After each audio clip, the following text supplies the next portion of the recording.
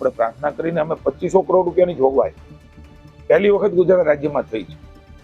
રવિ પાકનું નુકસાન જ્યાં પાણી ભરાયું છે 1 નવેમ્બર સુધી એ પણ પહેલી વખત આપી રહ્યા છે. મેં કહ્યું એમ આ માત્ર મદદ છે, માત્ર સહાય છે, બેઠો કરવા માટેની સંવેદના છે.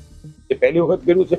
2500 કરોડથી પણ વધારે રકમ થશે તો માનનીય મુખ્યમંત્રી ભૂપેન્દ્રભાઈએ સંવેદનાથી કહ્યું છે જીતુભાઈ મુંજાતાની 5000 કરોડથી પણ વધારે આપશું તો પણ સરકાર એ તમારા વિભાગને આપશે અને કાયમી નિરાકરણ, પાણી વરસાદ ખૂબ આવે તો પણ પાણી ન ભરાય, ટોપોગ્રાફી કુદરતી રીતે આપણો વિસ્તાર એવો છે એ પ્રમાણેની એનો સર્વે કરાવીને એ પાણી ભૂગર્ભ જમીનમાં ઉતરે, અમારા આ શંકરભાઈ કીધું છે, અથવા તો કોઈ તળાવ બને અથવા પછી એનો નિકાલ દરિયા બાજુ થાય, પણ પહેલા એને બચાવવાનો પણ પ્રયાસ કરીશું, સંગ્રહનો પ્રયાસ કરીશું.